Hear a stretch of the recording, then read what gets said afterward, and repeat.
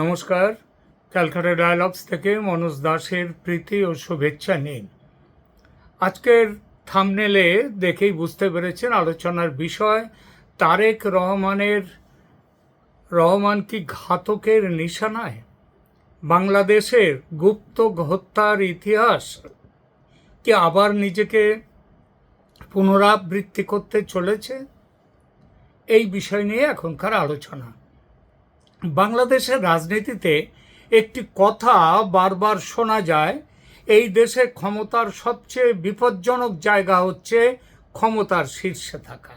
কারণ এই দেশের ইতিহাসে এমন একাধিক অধ্যায় রয়েছে যেখানে রাষ্ট্রপতি কিংবা রাষ্ট্রপ্রধানকে হত্যা করেছে বাইরের শত্রু নয়, বরং রাষ্ট্রযন্ত্রেরই একাংশ। শেখ মুজিবুর রহমান, জিয়াউর রহমান দুজনের হত্যাকাণ্ডেই বিদ্রোহী সেনা কর্মকর্তাদের সম্পৃক্ততার প্রমাণ ইতিহাসে প্রতিষ্ঠিত। আজ আবার নতুন করে একটি প্রশ্ন উঠছে, বাংলাদেশের বর্তমান প্রধানমন্ত্রী তারেক রহমান কি সেই একই ধরনের বিপদের মুখে? সম্প্রতি এক প্রাক্তন সেনা কর্মকর্তা, যিনি অতীতে জিয়াউর রহমানের খুবই ঘনিষ্ঠ ছিলেন বলে পরিচিত, তিনি দাবি করেছেন যে তিনি একসময় জিয়াউর রহমানকে ঢাকার বাইরে রাত্রি যাপন না করার পরামর্শ দিয়েছিলেন। জিয়া সেই পরামর্শ শোনেননি, পরে চট্টগ্রাম সার্কিট হাউসে তিনি নিহত হন। এখন নাকি একই সতর্কবার্তা তিনি তারেক রহমানকেও দিয়েছেন, আর এখান থেকেই শুরু হয়েছে জল্পনা। এটা কি শুধুই একজন প্রবীণ সেনা কর্মকর্তার ব্যক্তিগত আশঙ্কা, নাকি এর পেছনে রয়েছে এমন কিছু তথ্য যা এখনও সাধারণ মানুষের সামনে আসেনি, পর্দার আড়ালে আছে, কিন্তু পর্দার আড়াল থেকে যে কোনো দিন তার প্রকাশ ঘটে যাবে সামনে? বাংলাদেশের ইতিহাসের দিকে তাকালে দেখা যায় ক্ষমতার পরিবর্তনের সঙ্গে সেনাবাহিনীর সম্পর্ক বহুবার আলোচনায় এসেছে। 1975 সালের 15ই আগস্ট জাতির জনক শেখ মুজিবুর রহমান নিহত। একের পর এক পাল্টা অভ্যুত্থান এরপরে ঘটেছে। 1981 সালে নিহত হয়েছেন রাষ্ট্রপতি জিয়াউর রহমান। 1975 সালের এর মধ্যে আবার 1975 সালের 3রা নভেম্বর মধ্যরাতে ঢাকা কেন্দ্রীয় কারাগারে বন্দি অবস্থায় বাংলাদেশের মুক্তিযুদ্ধের 4 শীর্ষ নেতাকে নির্মমভাবে হত্যা করার এক কলঙ্কজনক ঘটনাটি ঘটে, যার নাম বাংলাদেশের ইতিহাসে জেল হত্যাকাণ্ড নামে কুখ্যাত। বঙ্গবন্ধু শেখ মুজিবুর রহমানকে সপরিবারে হত্যার মাত্র 2.5 মাসের মাথায় তৎকালীন স্বঘোষিত রাষ্ট্রপতির নির্দেশে বিপথগামী কিছু সেনা সদস্য এই নারকীয় হত্যাকাণ্ড চালায়। এই হত্যাকাণ্ডে নিহত হয়েছিলেন 4 জাতীয় নেতা যারা ক্ষমতার শীর্ষে ছিলেন। সৈয়দ নজরুল ইসলাম, মুজিবনগর সরকারের উপরাষ্ট্রপতি, এবং সৈয়দ নজরুল ইসলাম তিনি হচ্ছেন মুজিবনগর সরকারের উপরাষ্ট্রপতি এবং মুক্তিযুদ্ধের সময় অস্থায়ী রাষ্ট্রপতি তিনি ছিলেন। তাজউদ্দিন আহমেদ মুজিবনগর সরকারের প্রধানমন্ত্রী, ক্যাপ্টেন এম মনসুর আলী মুজিবনগর সরকারের অর্থমন্ত্রী ছিলেন এবং পরবর্তীতে বাংলাদেশের প্রধানমন্ত্রী। এইচ.এম. কামরুজ্জামান তিনি মুজিবনগর সরকারের স্বরাষ্ট্র, ত্রাণ ও পুনর্বাসন মন্ত্রী ছিলেন। এই 4 হত্যাকাণ্ডের মূল উদ্দেশ্য ছিল সদ্য স্বাধীন বাংলাদেশকে নেতৃত্বহীন করা ও মুক্তিযুদ্ধের চেতনা থেকে বিচ্যুত করা। কারা করেছিল পাকিস্তানপন্থী যারা মুক্তিযুদ্ধের বিরোধী ছিল, সেই শক্তিরা। ঐতিহাসিক এই দিনটিকে বাংলাদেশে প্রতি বছর জেল হত্যা দিবস হিসেবে পালন করা হতো, কিন্তু 24শে জুলাই অভ্যুত্থানের পর সেদিনটি ভুলিয়ে দেয়া হয়েছে বাংলাদেশের মানুষকে। ইতিহাসের এই ঘটনাগুলি বাংলাদেশের রাষ্ট্র ব্যবস্থাকে দীর্ঘদিন প্রভাবিত করেছে। এই কারণেই যখন কোনো প্রাক্তন সামরিক কর্মকর্তা সম্ভাব্য নিরাপত্তা ঝুঁকির কথা বলেন, তখন স্বাভাবিকভাবেই মানুষের আগ্রহ তৈরি হয়। কিন্তু এখানে একটি গুরুত্বপূর্ণ প্রশ্ন আছে, কোন সংবাদ মাধ্যম, আন্তর্জাতিক সংবাদ মাধ্যম কে কি বলছে না বলছে এখানে কিচ্ছু যায় আসে না। কারণ আগেই বলেছি, ঘটনা থাকে প্রথমে পর্দার আড়ালে, কার্পেটের নিচে থাকে, একসময় কার্পেট থেকে বেরিয়ে আসে, পর্দার আড়াল ছেলে বেরিয়ে আসে। তার মানে এই নয় যে পর্দার আড়ালে আছে বলে কোনো কিছু হচ্ছে না, তা নয়, তা হচ্ছে। এই এত আশঙ্কা কেন? এর একটা কারণ বাংলাদেশের রাজনৈতিক ইতিহাস। যে দেশে অতীতে ক্ষমতার কেন্দ্রকে লক্ষ্য করে সহিংসতা ঘটেছে বারবার, সেখানে নিরাপত্তা নিয়ে অতিরিক্ত সতর্কতা অস্বাভাবিক নয়। এই যে 24 জুলাই অভ্যুত্থানে যে শেখ হাসিনাকে ওখান থেকে চলে আসতে হলো, তিনি চলে না এলেও মৃত্যু তার ক্ষেত্রেও অবধারিত ছিল। তবে একটি এখানে গুরুত্বপূর্ণ আরেকটি বিষয় আছে। বাংলাদেশের জন্ম যে দেশ কেটে, কিংবা বলা যায় যে দেশের পেট থেকে জন্ম বাংলাদেশের, সেই পাকিস্তানের ইতিহাসেও গুপ্ত হত্যার ধারাবাহিক ঘটনা আছে। গুপ্ত হত্যা বহু হয়েছে, হত্যা চেষ্টা ব্যর্থও হয়েছে, এমন ঘটনাও আছে। সুতরাং দেখুন, পাকিস্তানের ইতিহাসের দিকে এক পলক তাকান। বাংলাদেশের ইতিহাস যদি আমাদের সতর্ক করে, তাহলে পাকিস্তানের ইতিহাসও কম নাটকীয় নয়। দুই দেশের জন্ম একই রাষ্ট্র থেকে, দুই দেশের জন্ম, মানে ভারত কেটে হয়েছে, কিন্তু ভারতে এই ধরনের ব্যাপার কিছুই নেই। কারণ সেনাবাহিনীর ভূমিকা ভারতে সেনাবাহিনীর জায়গাতেই রাখা হয়েছে। সামরিক এবং বেসামরিক ক্ষমতা কোনটা কার ক্ষমতা, সেটা সেইখানে নির্দিষ্ট করা। পাকিস্তানের ইতিহাসে আমরা দেখি ক্ষমতার শীর্ষে থাকাটা কখনোই নিরাপদ ছিল না। 1951 সালে পাকিস্তানের প্রথম প্রধানমন্ত্রী লিয়াকত আলী খান জনসভায় আততায়ীর গুলিতে নিহত হন। আজও কে হত্যাকারী, কার ষড়যন্ত্র, কিচ্ছু বাইরে আসেনি। এরপর 1979 সাল সাবেক প্রধানমন্ত্রী জুলফিকার আলী ভুট্টোকে সামরিক শাসক জিয়াউল হক মৃত্যুদণ্ডে দণ্ড দিলেন। আন্তর্জাতিক মহলের একাংশ মনে করে এই বিচার ছিল রাজনৈতিক উদ্দেশ্য প্রণোদিত, ঠিক যেভাবে শেখ হাসিনার বিচার রাজনৈতিক উদ্দেশ্য প্রণোদিত। তার কি হলো? জুলফিকার আলী ভুট্টোকে ফাঁসিতে ঝরানো হলো। 1988 সালে পাকিস্তানের সামরিক শাসক ও সেনাপ্রধান জেনারেল জিয়াউল হক, যিনি ভুট্টোকে ফাঁসিতে ছড়িয়েছিলেন, তার বিমান আকাশেই বিধ্বস্ত হয়, তিনি নিহত হন। এটা ছিল স্পষ্ট নাশকতা, কোনো দুর্ঘটনার গল্প নেই। মার্কিন রাষ্ট্রদূত আর্নল্ড রাফেল, তিনিও সেই বিমানে ছিলেন এবং তিনিও নিহত হন। এরপর 2007 সালে সাবেক প্রধানমন্ত্রী বেনজির ভুট্টো নির্বাচনী প্রচারের সময় রাওয়ালপিন্ডিতে আততায়ীর হামলায় নিহত হন। পাকিস্তানের ইতিহাসে সমানে চলেছে এইসব।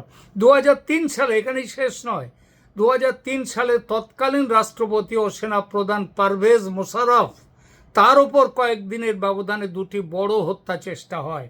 শেখ হাসিনার হত্যা করারও বহুবার চেষ্টা করা হয়েছে। একবারের চেষ্টায় তো সমানে তিনি সেই ব্যাপারে দণ্ডও পেয়েছেন স্বয়ং আমাদের বর্তমান প্রধানমন্ত্রী তারেক রহমান। সেবার শেখ হাসিনাও অল্পের জন্য প্রাণে বেঁচে যান। অর্থাৎ পাকিস্তানের মতো বাংলাদেশের ইতিহাস একই সঙ্গে দেখা যায় যে এখানে একটা গুপ্ত হত্যার, গুপ্ত ঘাতকের একটা ইতিহাস আছে। তার কিন্তু কেন এই হত্যাকাণ্ড হচ্ছে, এত গুপ্ত হত্যা কেন? তারেক রহমানের সরকার একদিকে আওয়ামী লীগের সঙ্গে তীব্র রাজনৈতিক সংঘাত রয়েছে, অন্যদিকে ভারত বাংলাদেশ সম্পর্কও এখন সবথেকে সংবেদনশীল জায়গায় পৌঁছেছে নানা ইস্যু নিয়ে। এই অবস্থায় নানা ধরনের গুজব, জল্পনা এবং রাজনৈতিক বক্তব্য সামনে উঠে আসছে। সবচেয়ে বিতর্কিত প্রশ্নে আসা যাক, যদি সত্যি তারেক রহমানের হত্যাকাণ্ডের কোনো চেষ্টা হয়ে থাকে, যদি সেরকম সম্ভাবনা যদি থাকে, তাহলে সেই ষড়যন্ত্র কারা করতে পারে? এখানে একটা বিষয় পরিষ্কার করা জরুরি। প্রকাশ্য তথ্যের ভিত্তিতে বর্তমানে কোনো নির্দিষ্ট ব্যক্তি, গোষ্ঠী বা প্রতিষ্ঠানের বিরুদ্ধে এমন অভিযোগের সমর্থনে বিশ্বাসযোগ্য কোনো প্রমাণ নেই। এটা হত্যার আগে থাকে না। মুজিবুর রহমানকে বারবার তাকে সাবধান করে দেওয়া হয়েছিল যে তার বিরুদ্ধে ষড়যন্ত্র কিন্তু চলছে। মুজিবুর রহমান তিনি সেখানটায় তিনি কান দেননি, অর্থাৎ তিনি সরকারের প্রধান হয়েও তিনি কোনো রকম আঁচ পাননি যে তাকে হত্যা করা হতে পারে। অর্থাৎ যতক্ষণ না নিহত হচ্ছে কেউ ততক্ষণ বোঝা যায় না ষড়যন্ত্র, নিহত হলে তখন বেরিয়ে আসে ষড়যন্ত্রের কথা। এখন এই কোনো দেশের সরকার প্রধানের বিরুদ্ধে হুমকি থাকলে বা বিভিন্ন উৎস থেকে তার হুমকি আসতে পারে, উগ্রপন্থী সংগঠনগুলো দিতে পারে, সহিংস রাজনৈতিক গোষ্ঠীরা হুমকি দিতে পারে, কোনো একক হামলাকারী বা অন্য কোনো নিরাপত্তা ঝুঁকি সেগুলোও থাকতে পারে, কিন্তু প্রমাণ ছাড়া কোনো কাউকে আমরা প্রথমেই সম্ভাব্য হত্যাকারী হিসেবে চিহ্নিত করতে পারি না। কিন্তু এটা ঠিক, বাংলাদেশের যা ইতিহাস, যা পরম্পরা, সেখানে তারেক রহমান এবং তারেক রহমানের বিরুদ্ধে এখন যদিও তিনি নিজে বাঁচবার জন্য চীন এবং পাকিস্তানের সাথে খুব ভালো সম্পর্ক তৈরি করছেন, কিন্তু তিনি বাঁচতে পারবেন বলে অনেকেই মনে করছে না, যার জন্যই তাকে নিষেধ করা হয়েছে যে তিনি যেন ঢাকার বাইরে রাত্রি না কাটান। কিন্তু ঢাকার ভেতরে থাকলেই কি তিনি নিজের জীবন বাঁচাতে পারবেন? শেখ মুজিবুর রহমানের হত্যা তো ঢাকার ভেতরেই হয়েছিল, সেনাই করেছিল তার হত্যা, তার নিজের বাসভবনে হত্যা করেছিল। সুতরাং ঢাকার বাইরে গেলে, হ্যাঁ, ঢাকার বাইরে গেলে যে বাঁচবেন এমন কথা নেই, কিন্তু ঢাকার ভেতরে থাকলে অন্তত যে বাইরে গেলে যতটা আশঙ্কা থাকে সেই আশঙ্কার পরিমাণটা হয়তো কিছুটা কমে। এর মধ্যে সামাজিক মাধ্যমে কারা হত্যা করতে পারে এই নিয়ে অনেক কথা ঘুরছে, অনেক কথা সামাজিক মাধ্যমে ঘুরছে। কেউ বলছেন এটাকে পাকিস্তান তাকে হত্যা করতে পারে। কারণটা কি? কারণ পাকিস্তানের উদ্দেশ্য, আমেরিকার উদ্দেশ্য ছিল যে জামাতকে ক্ষমতায় নিয়ে আসা, কিন্তু তা তো আসেনি। আর তারেক রহমানকে দিয়ে হয়তো পুরো কাজটা হচ্ছে না ঠিক মতো করে, যদিও তিনি খুবই চেষ্টা করছেন পাকিস্তানের গুডবুকে থাকার, কিন্তু সেটা হয়তো হচ্ছে না। আর পুরোপুরি বাংলাদেশকে একেবারে পাকিস্তানের একেবারে কোলে গর্ভে নিয়ে যাওয়ার চেষ্টা চলছে, সেই হিসেবে পাকিস্তানের ভূমিকা আছে। ভূমিকা এখানে অনেকেই বলছে আওয়ামী লীগের গত 2 বছর প্রায় হতে গেল, কই আওয়ামী লীগের মধ্যে এমন কোনো জিনিস দেখা যায়নি যে তারা এই ধরনের কোনো কিছু করতে পারে। তৃতীয়ত হতে পারে কি, সব থেকে যেটা ভয়ঙ্কর সেটা হচ্ছে কি, যে সেনার ভেতরের কোনো গোষ্ঠী তাকে হত্যার চেষ্টা করতেই পারে। বাংলাদেশ সেনার ভেতরে অনেক রকম গোষ্ঠী আছে, এখানে পাকিস্তানপন্থী গোষ্ঠী আছে, উগ্রপন্থীরা আছে, আবার অল্প স্বল্প হলেও ভারতপন্থী গোষ্ঠী আছে, আবার আরও অল্প স্বল্প হলেও তাদের সঙ্গে আছে আওয়ামী লীগপন্থী গোষ্ঠী। তো এরা সব মিলে এরা যে কেউ আবার গোষ্ঠীর বাইরে ব্যক্তিগত ইচ্ছা থেকে সেখান থেকেও করতে পারে। দেখুন, ইসলামের সব থেকে ওপরে 4 জন খলিফা তারা নিহত হয়েছিলেন এবং সেই নিহত হওয়ার পেছনে যে সব সময় যে কোনো গোষ্ঠীর হাত ছিল তা না, ব্যক্তিগত ঈর্ষা থেকেও, ব্যক্তিগত বিরোধ থেকেও খুন হয়েছেন। এবং তাছাড়া তাদের ইসলামের পন্থা নিয়ে, পথ নিয়ে বিরোধের জন্য কারা খুন হয়েছেন? খলিফারা। সুতরাং ইসলামের মধ্যে যে কোনো কারণেই হোক হত্যা এবং মৃত্যু, গুপ্তঘাতক, এগুলো যেন জড়িয়ে রয়েছে তার ইতিহাসের মধ্যে। সেই ইতিহাস থেকে বেরিয়ে আসতে পারছে না কোনো মুসলিম দেশের নেতৃত্ব, কেউ বেরিয়ে আসতে পারছেন না। পাকিস্তান বেরিয়ে আসতে পারছে না, এমনকি বাংলাদেশও বেরিয়ে আসতে পারছে না। এর মধ্যে আরেকটি সম্পৃক্ততা, কার ভূমিকা আছে বলে সেটা কথা চলছে। কার ভূমিকা? সেটা হচ্ছে ভারতের ভূমিকা আছে কিনা। কারণটা কি, এই মুহূর্তে তারেক রহমানের ওপরে অনেক বড় বাজি ধরেছিলেন আজ থেকে 3-4 মাস আগে ভারত সরকার। তাকে লন্ডন থেকে নিয়ে আসার জন্যে ইলেকশন করা, যে মোহাম্মদ ইউনূস তো ইলেকশন করতে চাননি, 5 বছর ক্ষমতায় থাকার প্ল্যান ছিল তার, কিন্তু তা সত্ত্বেও আমেরিকা এবং ভারতের যৌথ চাপে ইলেকশন ডাকতে হয়েছিল। এবং সেই ইলেকশনে ভারত মূলত তারা এগিয়ে গিয়ে তারা তারেক রহমানকে ফিরিয়ে আনার ব্যবস্থা করেছে এবং তারেক রহমানের দিকে তারা যেটাকে বলে গোল্ডেন মানে অলিভ ব্রাঞ্চ মানে তাদের দিকে তাদের সমর্থন তুলে দিয়েছিলেন, কিন্তু তারেক রহমান সেই সমর্থনকে তিনি শেষ পর্যন্ত মর্যাদা দেননি। এখন এই মুহূর্তে ভারত এবং বাংলাদেশের সম্পর্ক সেই ইউনূস আমলের মতো তলানিতে এসে নেমেছে। এই পরিস্থিতিতে অনেকেই যেমনভাবে স্বাভাবিক যেটা বাংলাদেশের পক্ষে তারা বলছে যে এই তারেক রহমানকে হত্যার পরিকল্পনায় ভারত থাকতে পারে। আবার এই সঙ্গে অনেকেই বলছেন যে ভারত যেমন পাকিস্তানে একের পর এক সন্ত্রাসবাদী নেতারা তারা মারা যাচ্ছে, তাদের খুন করা হচ্ছে, বাংলাদেশেও বেশ কিছু খুন সম্প্রতিকালে হয়েছে, হত্যা হয়েছে, তার পেছনেও একটা দিক থেকে ভারতের সম্পৃক্ততার একটা কথা উঠছে। কারণ অজিত ডোভালের এই ব্যাপারে অনেক সুনাম বা দুর্নাম সেগুলো রটছে।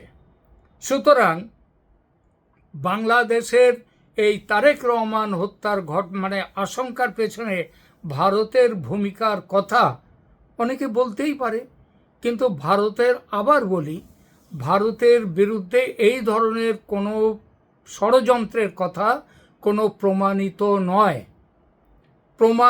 নয় সেটা। তবে একটা জিনিস তো বলাই যায়, সর্বোচ্চ দপ্তরে সর্বোচ্চ স্তরে তার শত্রুকে হত্যা করা কিংবা রাজনৈতিক কারণে কাউকে হত্যা করা তার বহু প্রমাণ ইতিহাসে ঘটে গেছে। লাল বাহাদুর শাস্ত্রীকে নিয়ে যাওয়া হয়েছিল তাশখন্দে 1965 ভারত পাকিস্তান যুদ্ধের পর। তারপর যে পরিস্থিতিতে তাকে পাওয়া গিয়েছিল, তার মৃত্যু ঘটেছিল, সেই মৃত্যুর কোনো পোস্টমর্টেম ময়না তদন্ত আজ পর্যন্ত হয়নি। এখন অবশ্য হওয়ার কোনো প্রশ্নই নেই, কিন্তু তাশখন্দ ফাইল সেখানে দেখানো হয়েছে, সেখানে পরিষ্কার বলা হয়েছে এই হত্যাকাণ্ডের পেছনে আর সোভিয়েত রাশিয়ার কি ভূমিকা থাকতে পারে বা কি ভূমিকা ছিল। এরকম বহু হত্যাকাণ্ড ঘটেছে আমাদের দেশে এবং বিদেশে সর্বত্র। সুতরাং রাজনৈতিক কারণে তারেক রহমানকে কোনো বিদেশি শক্তি যে হত্যা করতে পারে না এমন ঘটনা নয়। যদিও বাংলাদেশের ইতিহাসে শেখ মুজিবুর রহমানকে যারা হত্যা করেছিল তাদের কি আপনারা মনে করেন তারা সব দেশের ভেতর থেকে তারা তাদের নিজেদের ইচ্ছায় করতে গিয়েছিল হত্যা? একদমই নয়। তারা একটা আন্তর্জাতিক ষড়যন্ত্র, পাকিস্তানের ষড়যন্ত্র, তার ঘুঁটি হিসেবে, হত্যাকারী হিসেবে তারা গিয়েছিল। একই অবস্থা জেল হত্যাকাণ্ড তো ঘটেছিল। সুতরাং তারেক রহমানের হত্যার ঝুঁকি, কিন্তু যে আশঙ্কার কথা বলা হয়েছে সেটা মিথ্যা নাও হতে পারে। কারণ বাংলাদেশ, পাকিস্তান তাদের ইতিহাস এর পক্ষেই সমর্থন দেয়। দেখা যাক ভবিষ্যতে কি আছে বাংলাদেশের কপালে, কি আছে তারেক রহমানের কপালে। তবে একটা জিনিস কিন্তু মনে রাখতে হবে, শেখ হাসিনা বলেছেন ডিসেম্বরের মধ্যেই, আমি আবার বলছি ডিসেম্বর নয়, তিনি অক্টোবর নভেম্বরের মধ্যেই তিনি দেশে ফিরবেন। এ ব্যাপারে আমেরিকা এবং ভারতের মধ্যে একটা সমঝোতা হয়ে গেছে। এই সমঝোতার প্রেক্ষিতে আবার কোনো রাজনৈতিক ডামাডোল যদি বাংলাদেশে করবার ইচ্ছা কারোর থাকে, সেটাকে একেবারে উড়িয়ে দেওয়া যায় না। এখনকার মতো এখানেই রাখছি। ভালো থাকবেন, ধন্যবাদ।